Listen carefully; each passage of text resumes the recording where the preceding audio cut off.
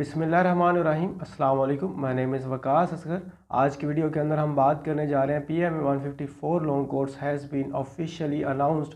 और यहाँ पर आपको नज़र आ रहा है कि जो इसकी एडवर्टाइजमेंट है यहाँ पर लिखा हुआ है जी 25 मार्च से लेकर 28 अप्रैल तक इसकी जो एनरोलमेंट है वो आप ऑनलाइन पोर्टल पर जाके करवा सकते हैं। लेकिन अभी आप अप्लाई नहीं कर सकते क्योंकि 25 मार्च से ये स्टार्ट होगा। इस वीडियो के अंदर मैं आपको कंप्लीट A to Z 1 से लेकर 100% तक इन्फॉर्मेशन देने जा रहा हूँ PMA 154 लॉन्ग कोर्स के हवाले। इस वीडियो के अंदर हम देखेंगे कि आपकी हाइट वेट कितना होना चाहिए, हाइट किस तरह और वेट किस तरह कैलकुलेट करते हैं, एज किस तरह कैलकुलेट करते हैं, कितनी परसेंटेज चाहिए, कौन कौन से डॉक्यूमेंट्स लेके जाने हैं, इंटरव्यू इंग्लिश में होगा उर्दू में होगा, फिजिकल का टेस्ट किस तरह होगा, मेडिकल कब होगा, आपका रिटन टेस्ट वगैरह का पैटर्न और सिलेबस क्या है और उसमें कौन कौन सा डिफ़िकल्ट पार्ट होता है। A to Z 1 से लेकर 100% तक मैं आपको इस वीडियो के अंदर इन्फॉर्मेशन देने जा रहा हूं। चलते हैं जी ऑफिशियल वेबसाइट पर और देखते हैं each and every criteria that set by the पाक आर्मी ऑफिशियली। वीडियो में मजीद आगे बढ़ने से पहले मैं आपको बताता चलूँ, अगर आप में से किसी ने फ्री व्हाट्सएप ग्रुप ज्वाइन करना है PMA 154 लॉन्ग कोर्स की प्रिपरेशन के लिए, तो उसका लिंक वीडियो की डिस्क्रिप्शन के अंदर अवेलेबल है, वहाँ से जाके वो ज्वाइन कर सकते हैं। इसके अलावा अगर आपने कंप्लीट प्रिपरेशन करनी है जिसके अंदर वर्बल, नॉन वर्बल और एकेडमिक, इन सारों की एक तो डेली लाइव जूम ऐप पर क्लासेस होंगी और आपको A to Z हर एक चीज़ मटेरियल पूरा का पूरा सेंड किया जाएगा। लाइव क्लासेस के थ्रू आपको शॉर्ट ट्रिक्स सिखाई जाएंगी और साथ में PDF के नोट्स मिलेंगे और उसके बाद प्रैक्टिस के लिए मॉक टेस्ट भी लिए जाएंगे। कोई तकरीबन 18 से 20 आपके मॉक टेस्ट लिए जाएंगे, तो कंप्लीट प्रिपरेशन हो जाएगी। यहाँ पर ये मेरा व्हाट्सएप का नंबर है, इस पर आप कॉन्टैक्ट कर सकते हैं। तो ज्वाइन द क्लास, बढ़ते हैं आगे। सबसे पहले आपने किसी भी सर्च ब्राउज़र पर आ जाना और वहाँ पर लिखना है ज्वाइन पाक आर्मी। आपके सामने ये ऑफिशियल वेबसाइट नज़र आ जाएगी और इस पर आपने क्लिक कर देना। जैसे ही क्लिक करेंगे तो यहाँ पर कुछ देर यहाँ पर लोडिंग लेगी, उसके बाद एडवर्टाइजमेंट आपको शो होना जो है ना वो स्टार्ट हो जाएंगी। तो यहाँ से एडवर्टाइजमेंट में ये सबसे पहला आप देखें कि PMA लॉन्ग कोर्स जो है वो यहाँ पर मौजूद है। इसमें व्यू डिटेल पर हमने सबसे पहले जाना है। तो जैसे मैं व्यू डिटेल पर क्लिक करता हूँ तो हमारे सामने इसकी डिटेल जो है ना वो शो हो जाएगी। अभी हम वन बाय वन एक एक चीज़ यहाँ पर देख लेते हैं। तो सबसे पहले हमारे पास जो चीज़ आ जाती है वो आ जाती है जी, इसका जो एज है वो कितनी होनी चाहिए। तो हमारे पास जो एज है वो 17 से लेकर 22 ईयर तक उन्होंने बताया हुआ है। लेकिन एक चीज़ यहाँ पर आप देखिए कि एज के साथ साथ उन्होंने ये भी क्राइटेरिया सेट किया हुआ है कि आप 1 नवंबर से लेकर 2004 की तक आपने अपनी एज जो है वो कैलकुलेट करनी है। अब इसका क्या मतलब हुआ जी?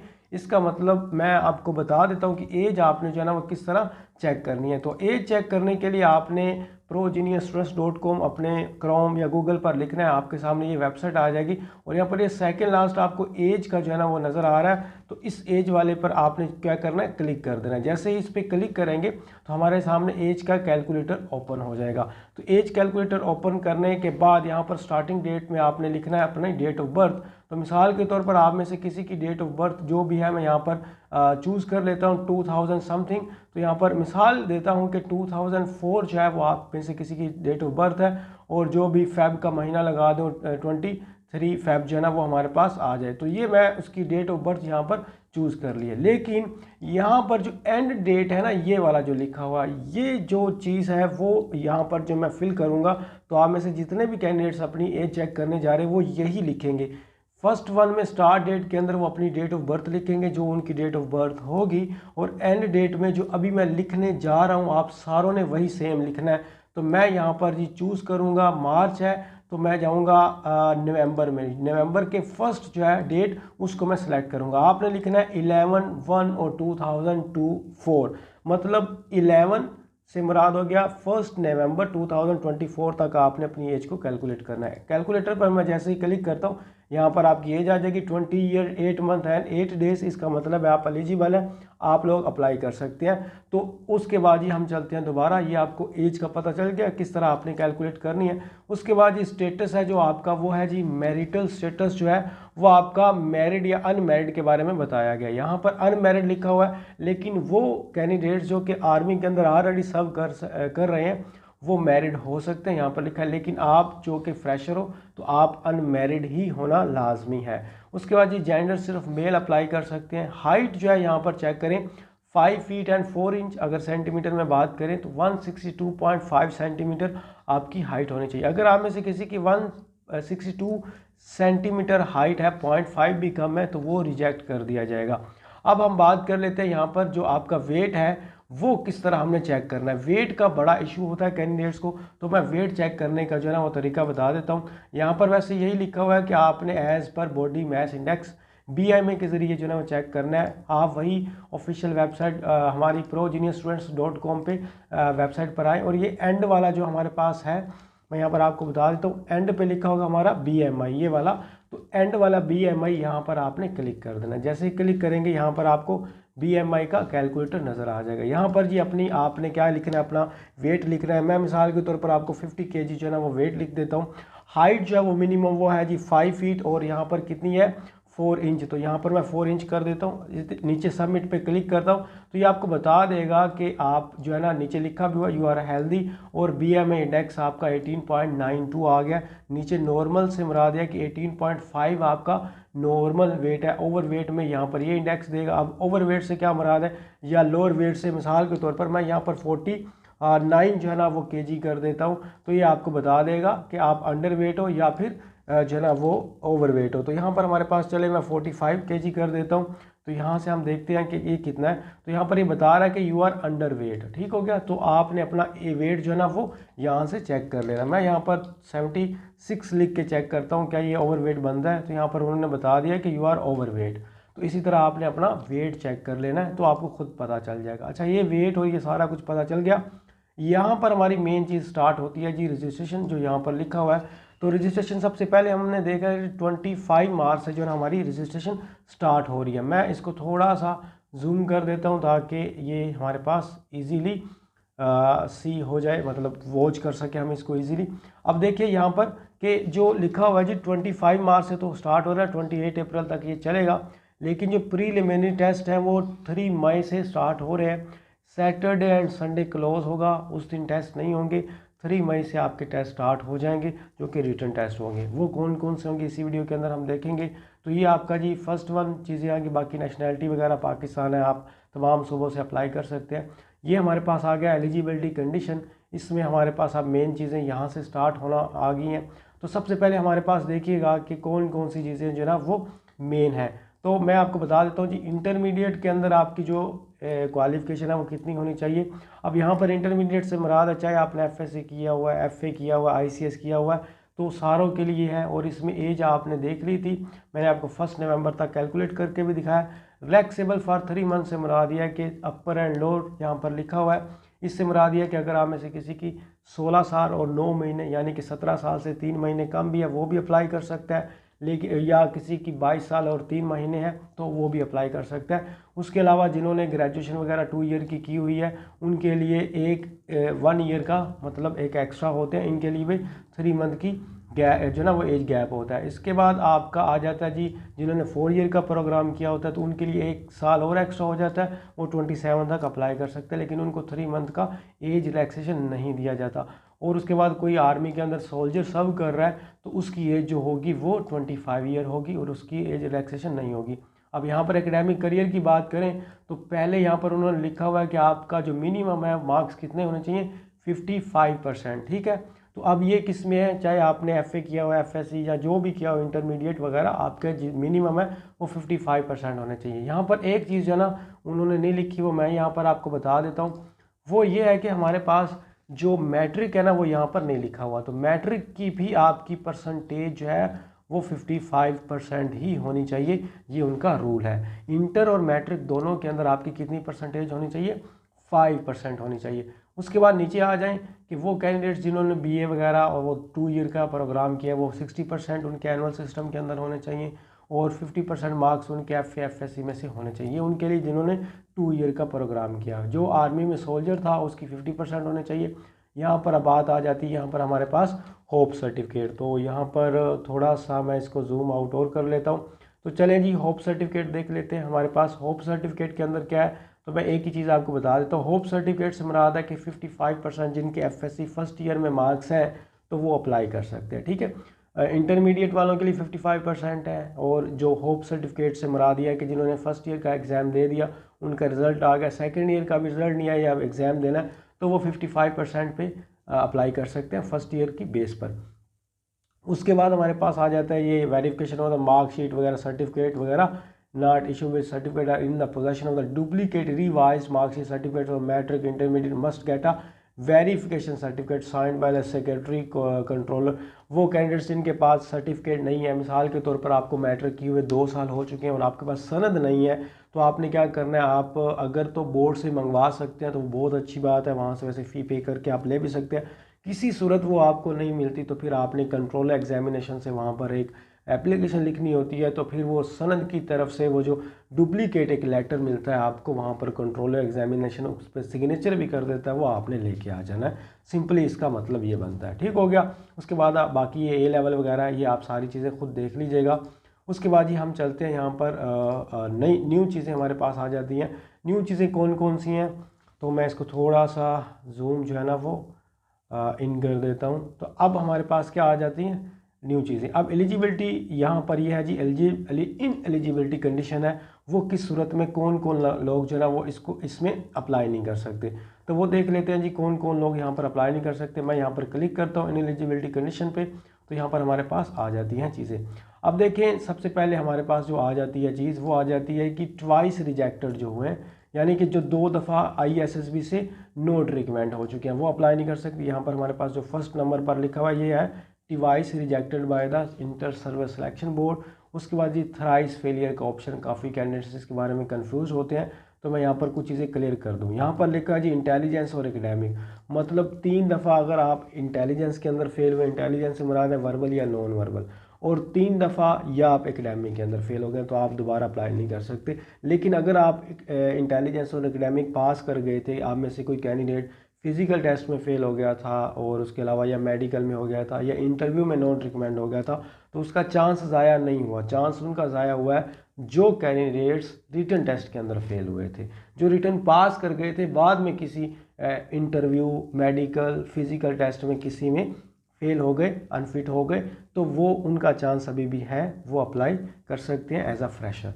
उसके बाद यहाँ पर आ जाता है 3rd नंबर पर वो कैंडिडेट्स जिन्होंने TCC, आर्मी, नेवी, एयरफोर्स की कोई और ISSB दे दी है और 120 डेज़ अभी तक ISSB को दिए हुए नहीं हुए, तो 120 डेज़ का गैप होना चाहिए 2 ISSB के अंदर, आप इस तरह ISSB नहीं दे सकते। उसके बाद नीचे वही चीज़ें लिखी हुई, आप गवर्नमेंट कोई एम्प्लॉय थे या किसी भी बॉन्ड वगैरह आपने साइन किया हुआ था आर्म्ड फोर्सेस के साथ, वहाँ से डिबैरिड कर दिया गया, डीमिस्ड कर दिया गया, आपको निकाल दिया गया, तो वो जो है ना वो आप फिर भी अप्लाई नहीं कर सकते। ठीक है। अगर परमानेंटली अनफिट कर दिया था आपको मेडिकल बोर्ड ने, लेकिन अगर आपने अपील की और उन्होंने दोबारा रिकन्सिडर किया, फिट कर दिया, तो आप अप्लाई कर सकते हैं। ठीक है।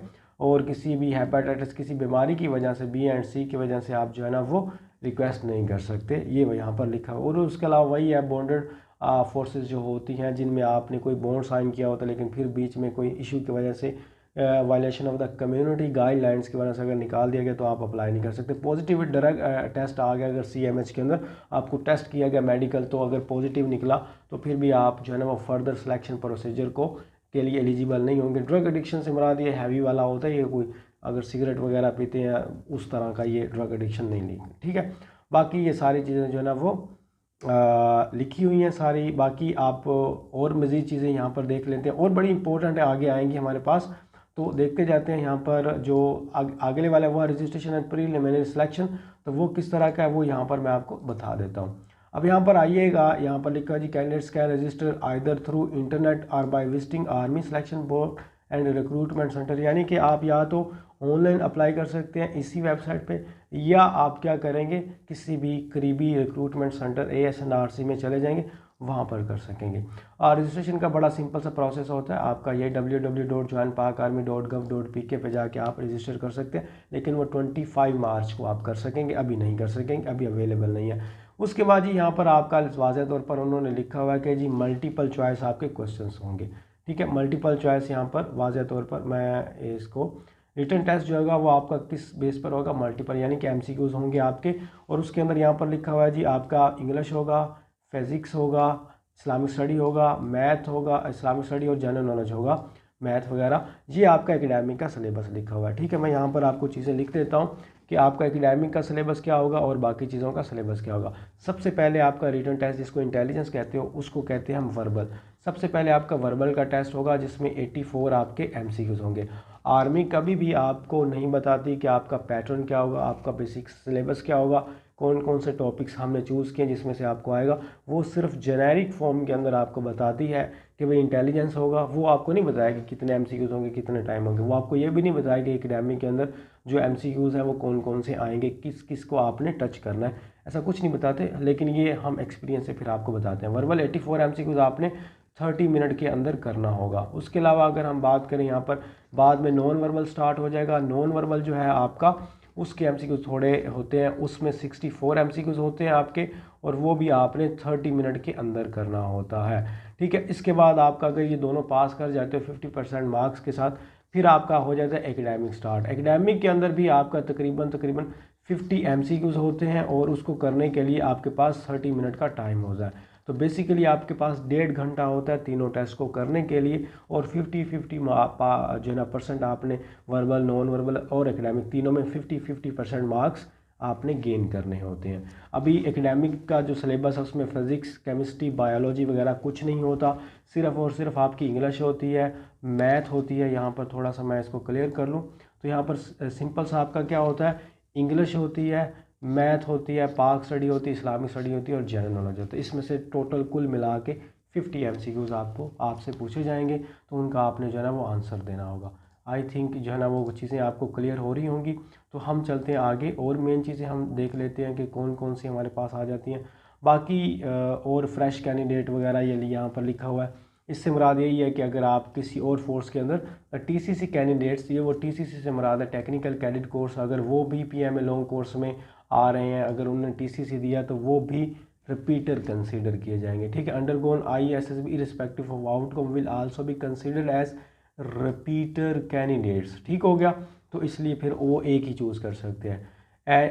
Any candidate applying for PMA long course for the first time will be considered fresh candidate. जो कि पहली दफ़ा PMA लॉन्ग कोर्स में अप्लाई कर रहा है, वो जब पोर्टल फिल करेगा तो वो वहाँ पर सेलेक्ट करेगा मैं फ्रेश कैंडिडेट हूँ। Despite being appeared in ISSB of Pakistan navy और पाकिस्तान एयरफोर्स। लेकिन अगर आपने पाकिस्तान नेवी और एयरफोर्स में किया हुआ ISSB दी हुई है तो फिर आप वो कंसीडर किए जाएंगे कि आप पहले अपीयर हो चुके हो। बाकी रिपीटर कैंडिडेट जो है ना वो अपना आर्मी सिलेक्शन फ्राम, ये तीन वो जो रिपीटर हैं उनके लिए ये लिखा हुआ है कि हमारे पास 13 मई से उनका जो है ना ये सारा सिस्टम स्टार्ट हो जाएगा, तो वो उन्हें अपने डॉक्यूमेंट्स सबमिट करवाने हैं।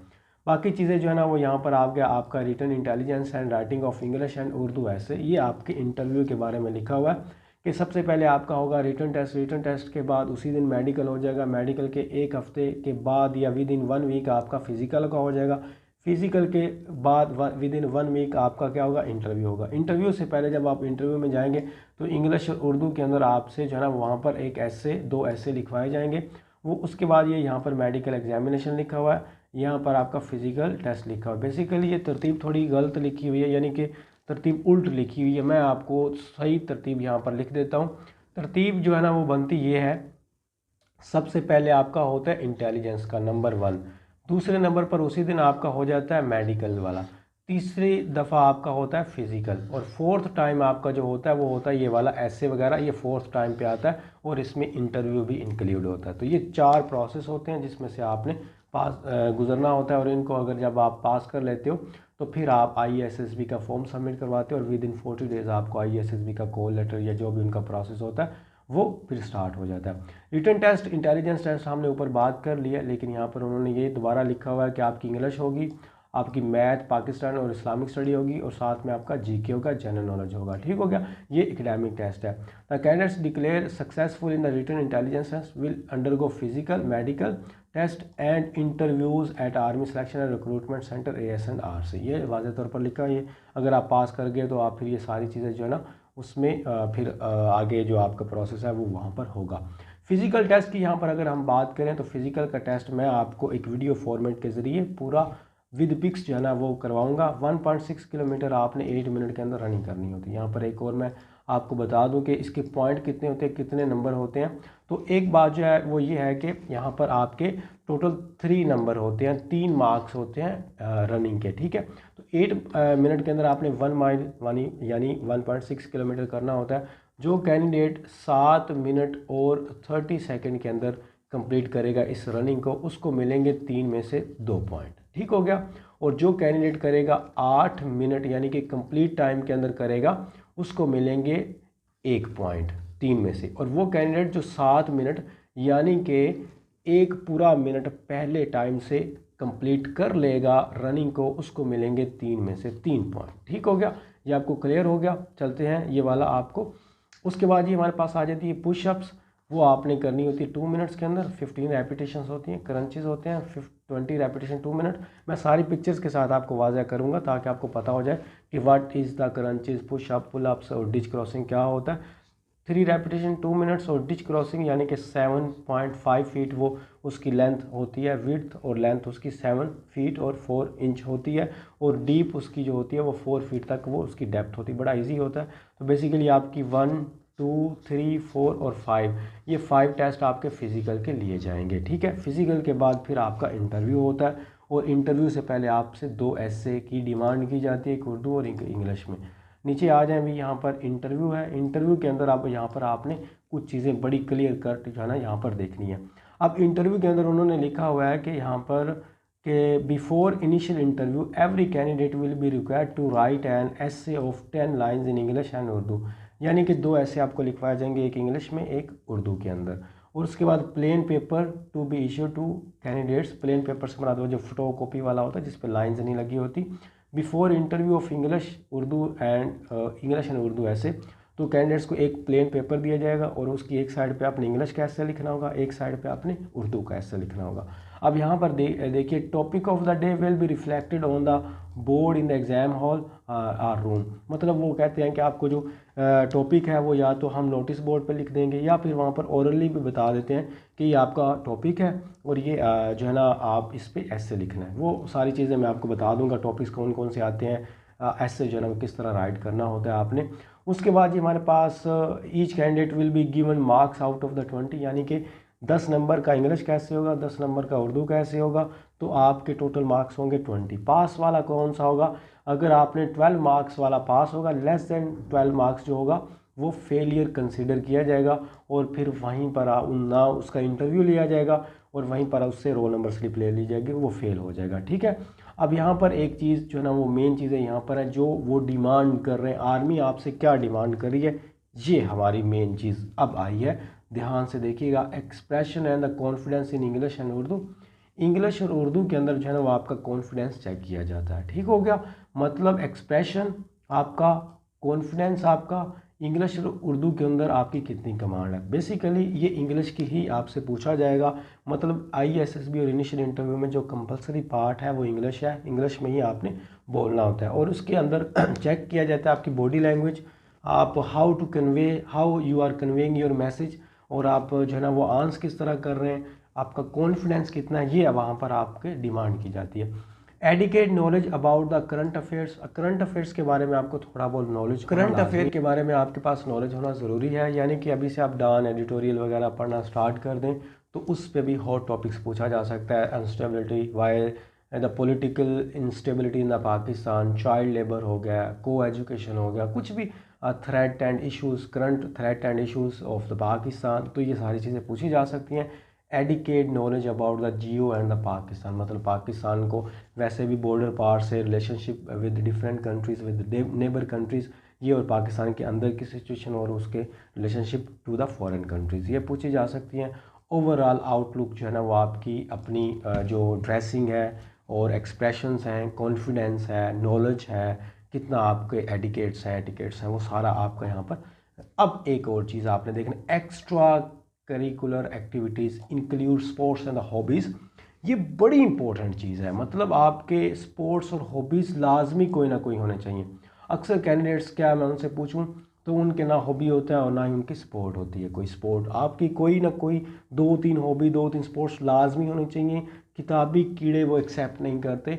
तो आप हर एक चीज़ के अंदर हर फन मौला होना चाहिए, ये आर्मी डिमांड करती है। जो लिखा हुआ मैं वही बता रहा हूँ।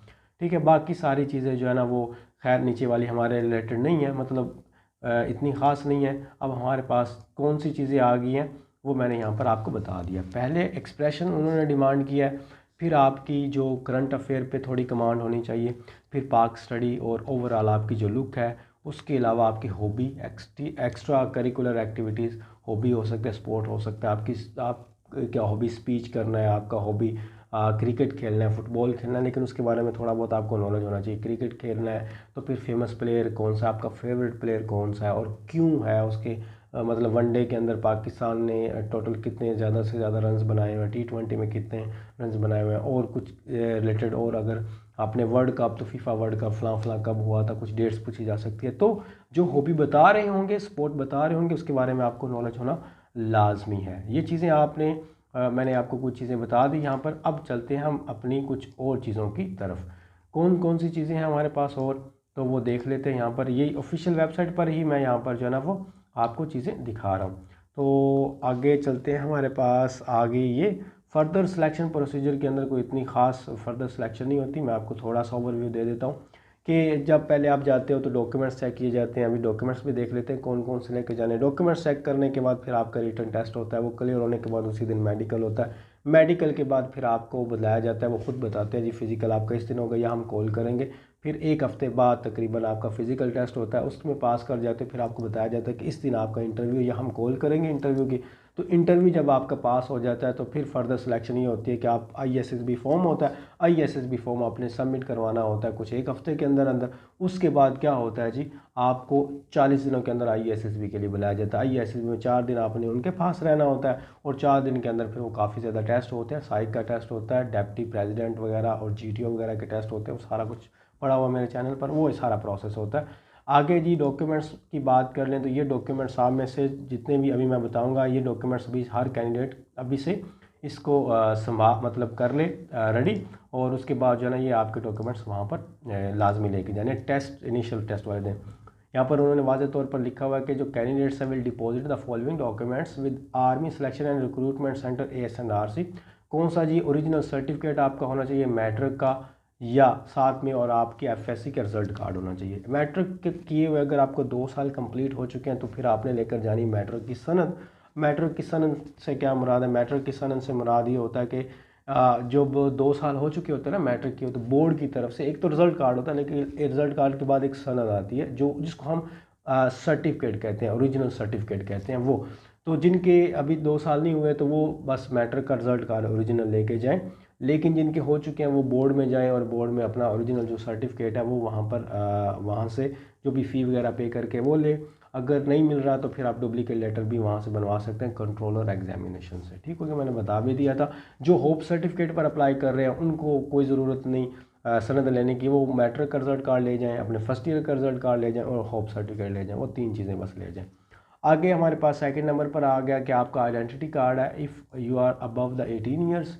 तो अगर नहीं है, मतलब आप 18 ईयर से कम है, तो बेफाम और साथ में अपने गार्डियन या जो फादर है उनकी आपने फ़ोटो कॉपी जो है उनका ID कार्ड उसकी भी लेके जानी। नहीं तो अगर अपना है तो वो ले लें। अगर आपकी एज 18 ईयर से अबव होगी और अभी तक आपने बनवाया नहीं है तो अभी नादरा से जो है ना वो आप अप्लाई कर दें। और अगर नहीं भी आता, लेट हो जाता है और आपका टेस्ट आ जाता है तो जो टोकन देते हैं एक आपको ID कार्ड का, वो टोकन भी आपका चल जाएगा। वो टोकन भी आप वहाँ पर जाके उनको दिखा सकते हैं, तो कोई इशू नहीं होगा। 1 set of the attested photo copies of above mention documents. जितने भी उन्होंने ऊपर बताए हैं, कौन कौन सा बताया, आपका ID कार्ड हो गया, आपका ओरिजिनल जो सर्टिफिकेट है FSC के वो हो गए। मतलब अब आपने 3 चीज़ें उनका फ़ोटो कॉपीज़, दो उनकी फ़ोटो कॉपीज़ और उनको अटेस्टेड करवाना। अटेस्टेड से बड़ा स्टंप लगवानी है किसी भी गेस्टेड ऑफिसर की, 16 ईयर से अबव होना चाहिए, 16 ईयर का होना चाहिए। वो बैंकिंग फाइनेंस से हो सकता है, वो एग्रीकल्चर से हो सकता है, वो एजुकेशन से हो सकता है, वो पुलिस के महकमे से हो सकता है, वो कहीं से भी हो सकता है, लेकिन गवर्नमेंट का एम्प्लॉय होना लाजमी है।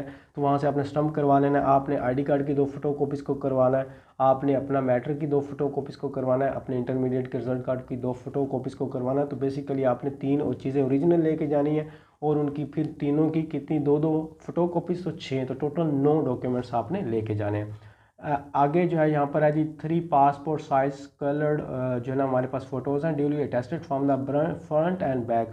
हमने ऊपर जितने भी डॉक्यूमेंट्स देखे हैं उसमें से आपने एक तरफ से टेस्ट करवाना है, फ्रंट से करवाना है बस। लेकिन जो आपकी कलर्ड फ़ोटोज़ होंगी आपने उसमें से क्या करना है, उसमें से आपने फ्रंट एंड बैक दोनों तरफ से उनको 2-2 बार जो है वो टेस्ट करवाना है। एक फ्रंट से, अब जहाँ पर आपका चेहरा, और एक बैक से।